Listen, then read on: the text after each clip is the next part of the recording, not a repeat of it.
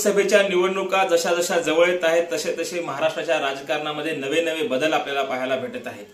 त्यामध्ये प्रामुख्याने पाहायला गेलं तर महाविकास आघाडीची अर्थात बैठक ही संपन्न झाल्यानंतरही अजूनही वंचित बहुजन आघाडी आणि महाविकास आघाडी यांच्यातील युतीचा तिढा संपलेला नाही।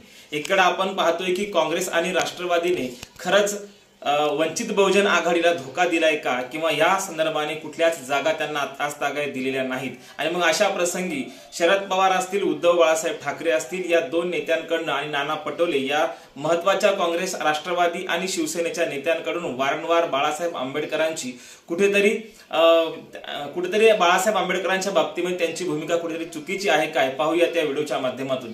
नमस्कार, मी डॉक्टर नागराज मगरे, शब्दयोद्धा लाईव्ह मध्ये आपल्या सर्वांचं मनपूर्वक स्वागत। आपण पाहतोय की वंचित बहुजन आघाडी स्वबळावर लढण्याची तयारी करत असताना दुसरीकडे मात्र शरद पवार साहेबांचं नुकतंच विधान असं आलेलं आहे। पवार साहेब म्हणतात की 5 ते 6 जागा देणं वंचित बहुजन आघाडीला शक्य होणार आहे। इकडे 42 जागा जाहीर करायच्या आणि 42 जागेवर महाविकास आघाडीचे उमेदवार जाहीर करायचे आणि ह्या उमेदवार जाहीर केल्यानंतर सोशल मीडियावरून ती बातमी येते आणि मीडियात देखील बातमी येते की 42 संभाव्य उमेदवार जाहीर केलेले आहेत आणि अशा प्रसंगी 6 जागा बाकी राहतात आणि त्या देखील जागा ह्या स्पष्ट होत नाहीत की ते बाळासाहेब आंबेडकरांच्या वंचित बहुजन आघाडीला देतील का। आणि मग अशा प्रसंगी लक्षात येतं की मागच्या निवडणुकीमध्ये वंचित बहुजन आघाडीमुळे काँग्रेस आणि राष्ट्रवादीचं पानिपत झालं होतं आणि मग हे सर्व झालेलं असताना सुद्धा काँग्रेस खरं तर ह्या प्रकरणातून किंवा ह्या धक्क्यातून बाहेर येत नाही आणि खरं पाहायला गेलं तर काँग्रेस धडा घेत नाही आणि राष्ट्रवादी सुधरत नाही असं म्हणायची वेळ आलेली आहे। आपण पाहतोय की वंचित बहुजन आघाडीचे नेते आणि आंबेडकरी चळवळीचे सर्वाधिक मते यांच्या पाठीशी आहेत असे बाळासाहेब आंबेडकर, त्यांची वंचित बहुजन आघाडी ही निर्णायक मत देणारी किंवा निर्णायक मतदार यांच्याकडे आहे। आणि मग अशा प्रसंगी बाळासाहेब आंबेडकरांच्या भूमिका ते वारंवार मांडत असतात, परंतु या भूमिकेला कुठेच भीक घालत नाहीत हे काँग्रेस आणि राष्ट्रवादी काँग्रेस। खरं तर आपण पाहतोय की वंचित बहुजन आघाडीमुळे काँग्रेसचं आणि राष्ट्रवादीचं पानिपत झालेलं असताना सुद्धा पुन्हा आपण पाहतोय की ह्या सगळ्या पुन्हा ही वेळ येऊ नये अशी भूमिका राष्ट्रवादी काँग्रेस आणि काँग्रेसच्या कार्यकर्त्यांची आहे, परंतु नेतृत्वाच्या मात्र मनामध्ये काहीतरी वेगळंच चाललेलं दिसून येते। एकीकडे संभाव्य 42 उमेदवार कुठेतरी जाहीर करायचे आणि दुसरीकडे मात्र वंचित बहुजन आघाडी आमच्या सोबतच येत आहे किंवा त्यांना आम्ही सोबतच घेऊन पुढे जाणार आहोत अशी ही भूमिका मांडायची। ही दोन प्रकारची भूमिका ही खरं तर राष्ट्रवादी काँग्रेसचे नेते शरद पवार यांची दिसून येते।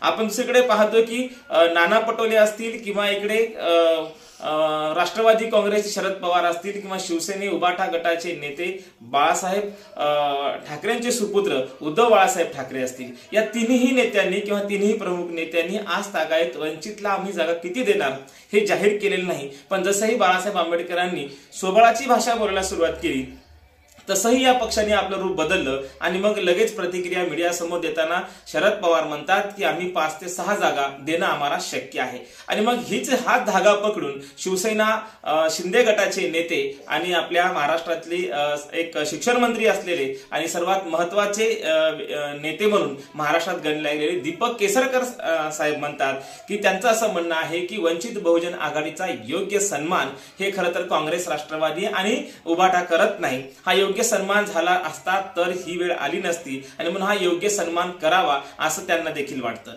आणि दुसरीकडे दीपक केसरकर असं म्हणतात की वंचितची ताकद ही महाराष्ट्रामध्ये आहे, योग्य सन्मान ते करत नाहीत। आणि मध्यंतरी आपण पाहिलं होतं बाळासाहेब आंबेडकरांच्या राजगृहावरती स्वतः दीपक केसरकर साहेब त्यांची भेट घ्यायला गेलेले होते आणि मग या सगळ्या घटना घडामोडून लक्षात येतं की दीपक केसरकर म्हणतात की बाळासाहेब आंबेडकरांची खरं तर एकूणच वंचित बहुजन आघाडीची निर्णायक मतं असून सुद्धा त्यांची चांगली ताकद असून सुद्धा योग्य सन्मान काँग्रेस, राष्ट्रवादी आणि उबाटा ही योग्य सन्मान वंचित बहुजन आघाडीचा करत नाही। या सर्व घटना घडामोडी बघितल्यानंतर विजय वडेट्टीवारांचं असं म्हणणे आलेले आहे की 6 तारखेपर्यंत हा आमचा तिढा सुटणार आहे। लवकरच आचारसंहिता लागत आहे, 6 तारखेपर्यंत तिढा सुटणार आहे असं विजय वडेट्टीवार सांगत असतात। दुसरीकडे आपण पाहतोय की शरद पवारांची भूमिका 5 ते 6 जागा देण्याची येते आणि उद्धव बाळासाहेब ठाकरे मात्र शांत बसतात। अशा प्रसंगी कुठेतरी वंचित बहुजन आघाडीला एक झाकून ठेवण्याचं काम किंवा अंधारात ठेवण्याचं काम हे सर्व पक्ष करत आहेत। त्यामुळे महाविकास आघाडीमध्ये वंचित बहुजन आघाडी सामील होईल का नाही ही फार मोठी शंका आता निर्माण झालेली आहे। एकीकडे आपण पाहतोय की काँग्रेस सुधरत नाही किंवा काँग्रेस धडा घ्यायला तयार नाही आणि राष्ट्रवादी काही सुधरत नाही अशी म्हणण्याची वेळ कार्यकर्त्यावर आणि एकूणच महाराष्ट्रातल्या खरं तर पुरोगामी नेत्यावर म्हणण्याची वेळ आलेली आहे। आणि मग अशा प्रसंगी बाळासाहेब आंबेडकरांचं राजकारण आपण जेव्हा पाहतो ते म्हणतात की या देशामध्ये मला वंचित घटकांची सत्ता आणायची आहे आणि मग अशा प्रसंगी ते गरीब मराठा समाजाचे नेतृत्व करणारे जरांगे पाटलाच्या देखील उमेदवारीचा ते आग्रह या महाविकास आघाडीकडे धरतात। म्हणजे एकूणच काय तर सर्वसामान्यांचं राजकारण घेऊन पुढे जाणारे बाळासाहेब आंबेडकर त्यांच्या वंचित बहुजन आघाडीचा योग्य सन्मान होत नाही असं दीपक केसरकरांनी म्हटलेलं आहे, ते योग्यच आहे। एकीकडे त्यांचे सुपुत्र सुजात आंबेडकर असं म्हणतात की त्यांचं असं स्पष्ट म्हणणं आहे की यावेळी जर धोका दिला तर खबरदार बघा।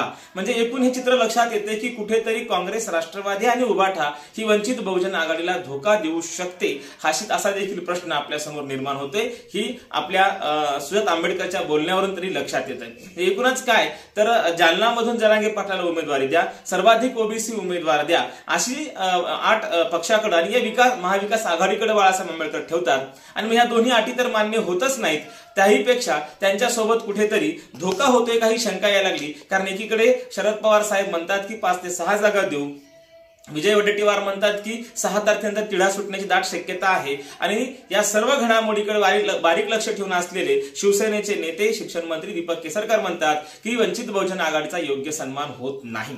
आणि मग या सगळ्या घडामोडींवरून लक्षात येतं की बाळासाहेब आंबेडकरांच्या वंचित बहुजन आघाडीला कुठेतरी अंधारात ठेवून हे 3 पक्ष म्हणजे महाविकास आघाडीचे हे 3 पक्ष कुठेतरी त्यांना अंधारात ठेवून निर्णय घेत आहेत काय ही देखील शंका येते। आणि जे आतापर्यंत राष्ट्रवादी काँग्रेस आणि काँग्रेसनं केलं तेच पुन्हा होतंय असं चित्र एकंदरीत दिसून येते। कारण याच्या आधीच्या देखील निवडणुका आपण पाहिल्या असतील, या आधीच्या निवडणुकात देखील आम्ही एवढ्या जागा देऊ तेवढ्या जागा देऊ त्यांनी कधीच स्पष्ट केलेलं नाही आणि मग आयत्या वेळी 1 किंवा 2 जागा देण्याचा ते विचार करतात आणि अशा प्रसंगी स्वाभिमानी राजकारणाला कुठेतरी ठेच पोहोचल्यामुळे बाळासाहेब स्वबळावर लढतात। हे याचं कारणच असं आहे आणि कार्यकर्त्याची देखील भूमिका होते की आपण स्वबळावर लढू आणि जर असं झालं तर महाराष्ट्राचं चित्र आत्ताच स्पष्ट होते। जर वंचित बहुजन आघाडी स्वबळावर लढली तरी स्पष्ट होतं की महाराष्ट्रामध्ये 48 जागांपैकी एकही जागा ही खरं तर महाविकास आघाडीच्या पारड्यात पडणार नाही जर असं समीकरण तयार झालं तर। कारण एकीकडे नरेंद्र मोदी साहेबांची लाट आहे, दुसरीकडे महाराष्ट्रामध्ये देवेंद्र फडणवीसांचं नेतृत्व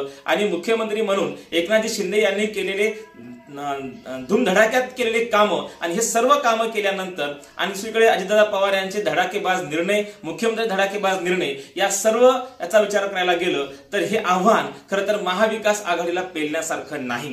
जर वंचित बहुजन आघाडीला सोबत घेतलं नाही तर देवेंद्र फडणवीस, एकनाथजी शिंदे आणि सोबत अजितदादा पवार या 3 बल्लाढ्य नेत्याचं आव्हान महाराष्ट्रातला कुठलाच महाविकास आघाडीचा नेता हे आव्हान पेलू शकत नाही। आणि मग येत्या काळामध्ये कुठेतरी एक लक्षात येतंय, वंचित बहुजन आघाडीला सोबत घेतलं नाही तर पुन्हा एकदा राष्ट्रवादी काँग्रेस आणि उभाठा यांचं पानिपत ठरलेलं दिसून येतंय। धन्यवाद।